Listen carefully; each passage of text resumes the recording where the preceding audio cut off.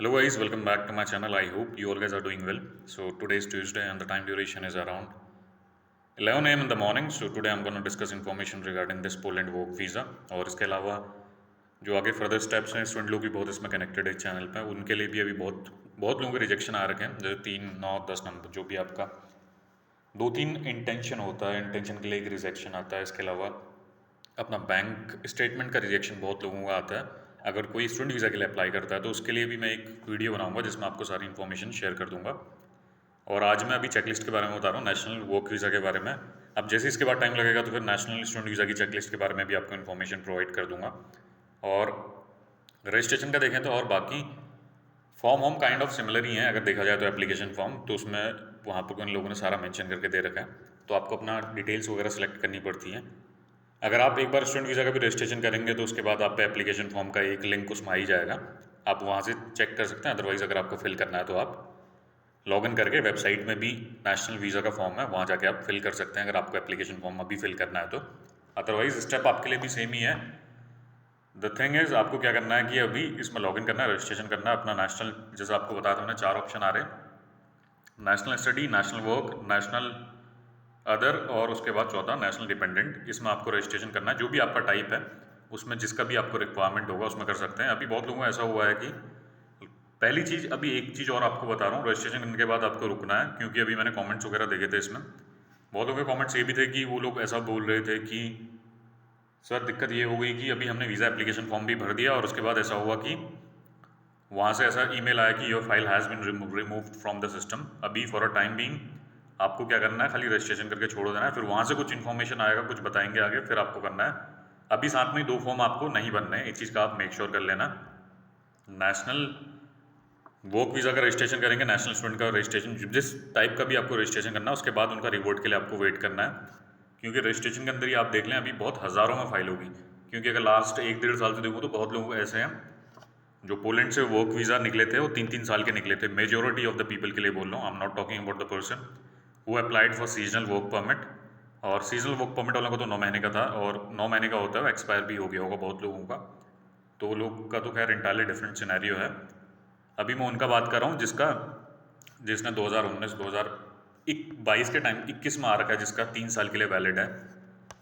2022 में आ रखा है जैसे किसी का जिसका 2025 तक का वैलिड है, 2021 का आया तो उनका 24 तक का वैलिड है। ऐसे बहुत लोगों के वर्क परमिट है, हज़ारों में वर्क परमिट अगर इंडिया के अंदर देखूँ मैं अभी आपको बताऊँ तो। और अगर देखा जाए तो साउथ वाले जोन से ही कितने पेंडिंग थे। अगर यहाँ पे देखें वीएफएस ने नॉर्मली अपने स्लॉट्स रिलीज़ करे नहीं थे तो सब लोगों की फाइल पेंडिंग में गई। तो अभी क्या हुआ, जैसे इन लोगों ने नया प्रोसेस इंप्लीमेंट किया है तो सब लोगों ने अपने रजिस्ट्रेशन करने स्टार्ट कर दिए हैं। अब कोई मेरे से इसमें क्वेश्चन पूछ रहा था सर हमारा रिवॉर्ड कब तक आएगा। अब पता नहीं वो लोग पूरा मैनुअली चेक कर रहे हैं, ऑटोमेशन है, कुछ सॉफ्टवेयर यूज़ कर रहे हैं अपना नंबर वगैरह पूरा करने के लिए। So we have no idea about that. अगर पूरा चेक करें तो अगर हज़ारों में फाइल हैं टाइम लगेगा आप पे आने पे इसका रिवॉर्ड।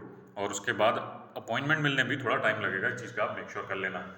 अगर आप ऐसा सोचें रजिस्ट्रेशन करते ही आपका अपॉइंटमेंट हो जाएगा so that is next to impossible. 10,000 अगर 10,000 भी फाइल होती है, फॉर एन एग्जाम्पल आपको मैं एक इन्फॉर्मेशन प्रोवाइड कर रहा हूँ, इंडिया के अंदर 2-3 साल में अगर 10,000 परमिट भी निकले तो 10 के 10,000 लोगों का वो लोग एक साथ ही अलाइन नहीं कर सकते, उसके लिए आपको वेट करना पड़ेगा।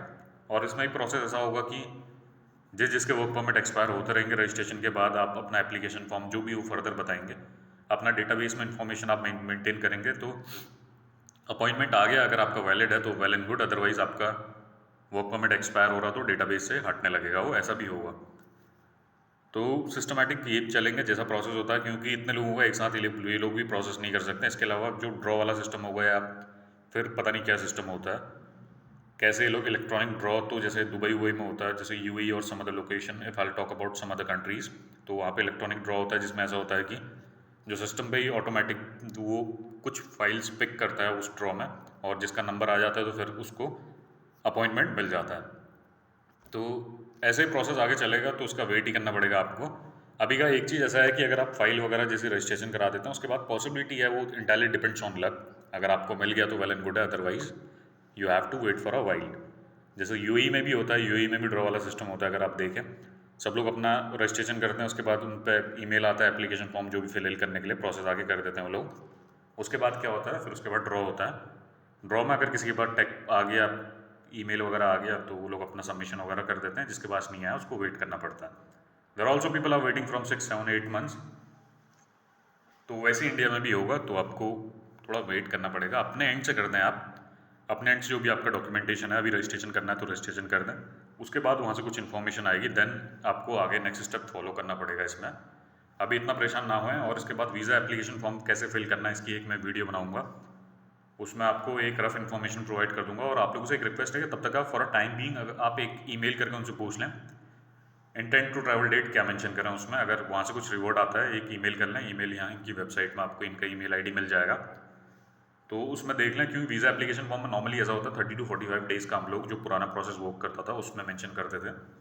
अपॉइंटमेंट मिलने के बाद अपॉइंटमेंट मिल जाता था, उसके बाद हम वीज़ा एप्लीकेशन फॉर्म फिल कर देते। उसमें 30 से 45 दिन का हम टाइम देते हैं, क्योंकि सबमिशन ऐसा होता था 15 दिन में सबमिशन का रिजल्ट आता था, उसके बाद 30 दिन का बफर टाइम रहता था। अब जो नया प्रोसेस है उसमें क्या मेंशन करना है अभी इसका कॉन्फर्मेशन नहीं है, क्योंकि अगर वो लोग अपॉइंटमेंट प्रोवाइड कर देंगे उसके बाद वीज़ा एप्लीकेशन फॉर्म हमको फिल करना होगा, तो खैर उसमें 45 दिन ही रहेगा। अगर वहाँ से वो लोग ऐसा बोलेंगे कि पहले ही आपको एप्लीकेशन फॉर्म फिल करके देना है, एक टेंटेटिव डेट लेनी है, तो इसमें पूरा इंटायरली डिफरेंट सिनेरियो हो जाएगा। ये चीज़ का मेक श्योर करें। और अपार्ट फ्रॉम दैट आपको कहने वाला हूँ कि मैं अभी चेकलिस्ट के बारे में आपको बता दूंगा। जो नई चेकलिस्ट आई है इसमें बहुत सारे चेंजेस हो रखे हैं। अगर आपको बताऊँ तो थोड़ा कन्फ्यूजिंग हो गया, इन लोगों ने थोड़ा इंग्लिश में थोड़ा मतलब समराइज़ किया है, पैराफ्राइज कर रखा है। So they have not directly mention about the bank statement और सम अदर थिंग। जैसे पहले ऐसा होता था कि नीचे बैंक स्टेटमेंट पूरा मेंशन करे रहते थे, बैंक स्टेटमेंट चाहिए होगी सॉल्वेंसी के लिए, पर now they have mention something different. अगर आप यहाँ पे देखें तो उसका भी एक सेशन बनाऊंगा जिसमें आपको सारी इन्फॉर्मेशन मैं आपको प्रोवाइड कर दूंगा। जैसे 6.1 अगर आप देखें, requirement regarding the cost of living and return to travel to the country of origin of residence contained in the regulation of the Minister of Interior of Poland of 23 Feb 2015 on financial resources required from foreigner entering the territory of the Republic of Poland and document that may confirm the possibility of obtaining such funds, as well as the purpose and duration of the duration of the planned stay journey of law item 326 2015। तो इन लोगों ने बता रखा है, इसमें इन लोगों ने पूरा मेंशन करके दे दिया। देखो आप यहाँ पे जो उनका एक लॉ है 2023 Feb 2015 को निकला है, जिसमें उन लोगों ने बताया अगर कोई फॉरेनर पोलैंड की टेरिटरी के अंदर आता है तो उसको अपना यहाँ पे डॉक्यूमेंट शो करने पड़ेंगे। देखो, document that may confirm the possibility of obtaining such funds, जिसमें आपका बैंक स्टेटमेंट आएगा, as well as the purpose and duration of the planned stay. आप वहाँ पर रहेंगे उसमें, और आपका कितना टाइम ड्यूरेशन के लिए आपको वहाँ पे स्टे करना है वो तो खैर वर्क परमिट में आपका मेंशन होगा। और इन जो भी आपके जो रिमेनिंग सपोर्टिव डॉक्यूमेंट होते हैं उसमें आपका सारा डेटा होता है, अकोमोडेशन के बारे में इन्फॉर्मेशन होती है। तो इस चीज़ का मेक श्योर करें।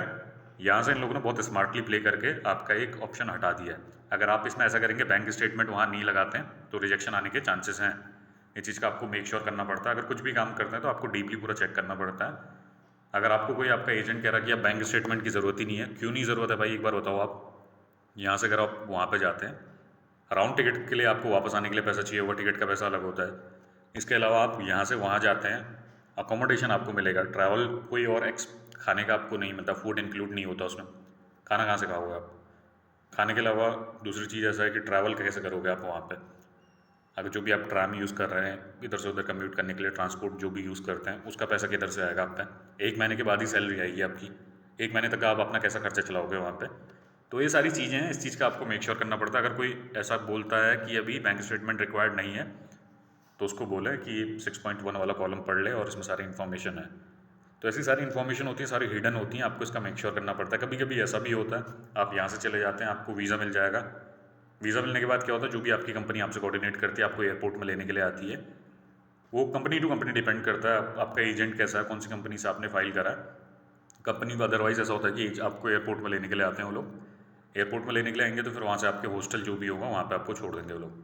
फिर उसके बाद तो आपको सारा खुद ही देखना पड़ता है, वहाँ पे अपने खर्चे होते हैं, अपना लिविंग एक्सपेंस होता है, अपने देखा जाए तो इसमें इतना पैसा चाहिए होता है। इस चीज़ का आप मेक श्योर करना, ऐसा मत सोचना कि हाँ बिना फंड दिखाए आप वहाँ पे चले जाओगे। पैसे भी तो आपके 45 1 महीने बाद आएगा, 30 महीने का टाइम पूरा लग जाएगा उसमें, 30 महीने तक का बहुत खर्चे होते हैं। नई जगह आप पूरा सेटल हो रहे हैं तो उसके लिए 1.5 2 लाख 2 लाख से ऊपर का ही आपको वो शो फंड करना पड़ता है। जो भी आपका शो मनी है फंड में, आप बैंक स्टेटमेंट बैलेंस, अगर बैंक स्टेटमेंट दिखा सकते हैं that is well and good. इसमें भी एक एक्सप्लेनेशन वीडियो बनाऊंगा आपको मैं, जिसमें आपको सारी इन्फॉर्मेशन प्रोवाइड कर दूंगा। तो ऐसी इन्फॉर्मेशन होती है। और एक चीज़ बताना था कि आपको इसको तो खैर जो बैंक स्टेटमेंट वाला एक पर्टिकुलर वीडियो में आपको पूरा सेपरेट में पूरा बता दूंगा। इसके अलावा एक बार चेकलिस्ट के बारे में भी आपको इन्फॉर्मेशन देनी है, उसकी भी इसके बाद एक वीडियो बना रहा हूँ। ये वीडियो लेंदी हो जाएगी तो फिर कुछ यूज़ नहीं होता, अपलोड करने का भी थोड़ा इशू होता है, तो भी ऐसा करता हूँ इसके बाद एक वीडियो बना रहा हूँ जिसमें चेकलिस्ट के बारे में आपको बता रहा हूँ। जो नई चेकलिस्ट आई है उसके अकॉर्डिंग क्या क्या डॉक्यूमेंट आपके रिक्वायर्ड हैं। अभी पूरी सीरीज़ बनाऊँगा, टाइम लगेगा तो मेरे को इसमें। जैसे आज मैंने इसके बारे में बता दिया, इसके बाद चेकलिस्ट के बारे में बताऊँगा, स्टूडेंट वीज़ा के बारे में, then bank statement, PCC and then application form. बहुत सारी इन्फॉर्मेशन जो आपको प्रोवाइड करनी है वो सारी आपको इन्फॉर्मेशन मैं इसमें प्रोवाइड कर दूँगा। Thank you guys, have a nice day.